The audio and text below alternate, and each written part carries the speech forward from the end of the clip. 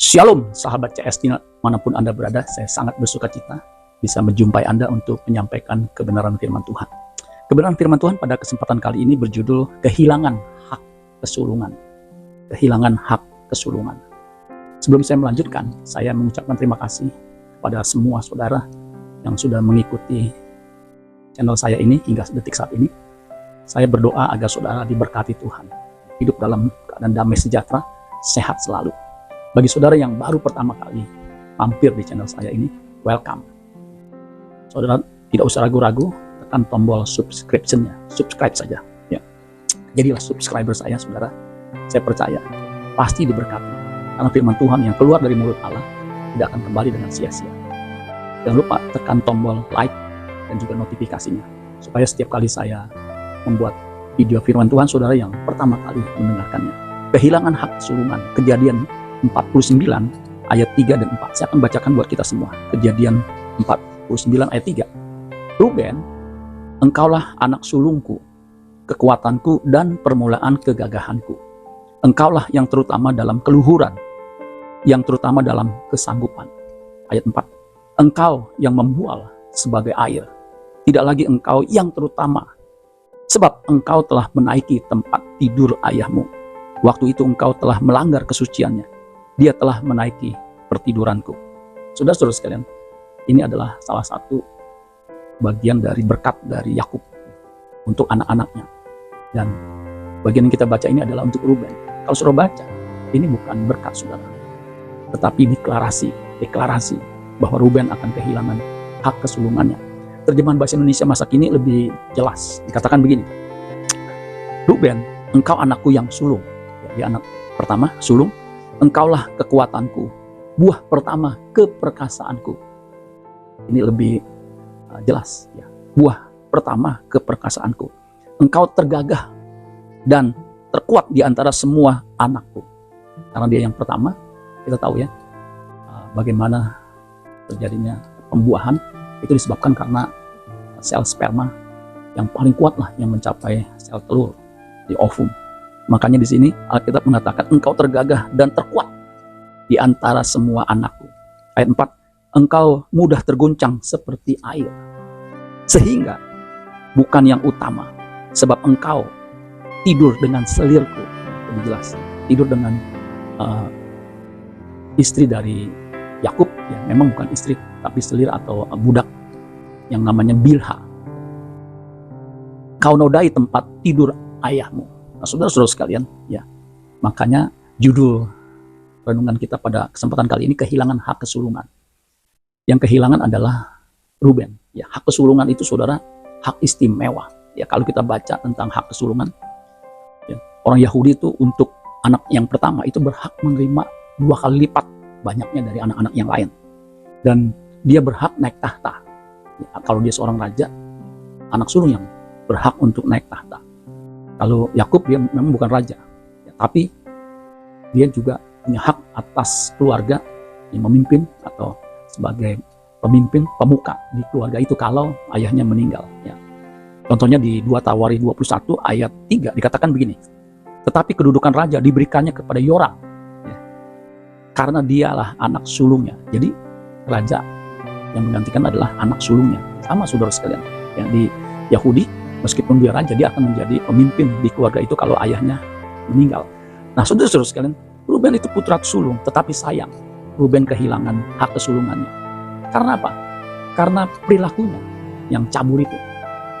Bayangkan saudara sekalian, peristiwa yang menyebabkan Yakub harus menolak atau mengeliminir hak kesulungannya itu karena dia tidur dengan Bilha. Itu dicatat di Kejadian 35 ayat 22 sampai 23. Ini luar biasa ya. Kisah bapak leluhur, ya, aibnya pun dicatat. Ayat 22, Kejadian 35. Ketika Israel diam di negeri itu, di negeri ini, terjadilah bahwa Ruben sampai tidur dengan Bilha, gundik ayahnya. Dan kedengaranlah hal itu kepada Israel. Maksudnya Yakub. Adapun anak-anak lelaki Yakub 12 orang jumlahnya. Ayat 23, anak-anak Lea ialah Ruben. Nah, dia ternyata anak dari Lea. Ya. Anak sulung Yakub. Jelas, Ruben anak sulung Yakub. Kemudian Simeon, Lewi, Yehuda, Isakar, dan Zebulun. Saudara, apa yang dilakukan Ruben terhadap istri ayahnya ini sesuatu yang menjijikan. Paulus pernah menulis ya, kepada jemaat Korintus di 1 Korintus 5 ayat 1 tentang aib yang dilakukan jemaat itu. Dikatakan begini, 1 Korintus 5 ayat 1. Memang orang mendengar bahwa ada percabulan di antara kamu, dan percabulan yang begitu rupa. Jadi yang begitu rupa, mengerikan, menjijikan. Seperti yang tidak terdapat sekalipun di antara bangsa-bangsa yang tidak mengenal Allah. Yaitu bahwa ada orang yang hidup dengan istri ayahnya. Ini yang dilakukan oleh Ruben. Makanya betapa marahnya Yakub sehingga mengeliminir hak kesulungannya. Padahal hak kesulungan itu ya memang destiny. Jadi anak yang pertama dia berhak, tetapi bisa hilang saudara sekalian. Yakub mengeliminir hak kesulungan Ruben dan memberikan kepada siapa saudara? Kepada Yusuf yang notabene bukan anak sulung atau anak kedua. Ya, dia anak dari Rahel. Ya, anak yang ke-11, yang terakhir adalah Benyamin dari Rahel. Di 1 Tawari 5 ayat 1 itu dicatat seperti ini, anak-anak Ruben, anak sulung Israel. Jadi jelas, tidak bisa dipungkiri, tidak bisa dihindarkan. Ruben itu adalah anak sulung. Dialah anak sulung. Ya. Tetapi karena ia telah melanggar kesucian petiduran ayahnya, maka hak kesulungannya diberikannya kepada keturunan dari Yusuf. Anak Israel juga, sekalipun tidak tercatat dalam silsilah sebagai anak sulung. Jadi Yusuf, sekalipun bukan anak sulung, itu diberi hak sebagai anak sulung. Dan memang kalau kita lihat sejarah Yusuf akhirnya itu bukan hanya sebagai yang terutama di keluarga Yakub, tetapi dia memerintah di Mesir, di negeri asing, sebagai orang kedua setelah Firaun yang sangat berkuasa. Saudara-saudara sekalian, apa aplikasinya bagi kita umat perjanjian baru? Hak sulung itu sebenarnya menggambarkan kemuliaan yang akan diperoleh bagi kita orang percaya apabila kita meninggal kelak. Ya, itu dicatat di dalam Roma pasal 8 ayat 23. Dan bukan hanya mereka saja, tetapi kita yang telah menerima karunia sulung roh, kita juga mengeluh dalam hati kita sambil menantikan pengangkatan sebagai anak, yaitu pembebasan tubuh kita. Jadi waktu kita percaya Yesus dimeterai oleh Roh Kudus, kita itu mendapat karunia sulung roh. Untuk apa? Untuk memerintah bersama dengan Kristus, diberikan kemuliaan. Roma 8 ayat 17. Dan jika kita adalah anak, maka kita juga adalah ahli waris. Maksudnya orang-orang yang berhak menerima janji-janji Allah yang akan menerimanya bersama-sama dengan Kristus, yaitu jika kita menderita bersama-sama dengan Dia, supaya kita juga dipermuliakan bersama-sama dengan Dia. Untuk itu kita harus berjuang mempertahankan hak kesulungan yang kita peroleh ini, saudara. Itu karena kasih karunia. Jangan sampai kita bersifat cabul seperti Ruben. Bahkan Esau itu juga kehilangan hak kesulungannya. Nah, Esau ini adalah saudara dari Yakub. Itu dicatat di dalam kalau kita baca di Ibrani pasal yang ke-12 ayat 5 sampai 17. Sama kejadiannya, Esau kehilangan hak kesulungannya karena bersifat cabul atau menjadi cabul. Ibrani 12 ayat 16, janganlah ada orang yang menjadi cabul atau yang mempunyai nafsu rendah seperti Esau yang menjual hak kesulungannya untuk sepiring makanan. Jadi Esau ini meremehkan hak kesulungannya.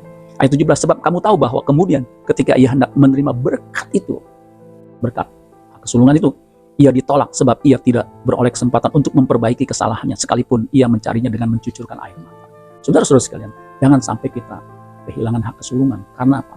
Nafsu yang mendatangkan murka Allah, sehingga kita harus binasa, tidak dimuliakan bersama dengan Kristus.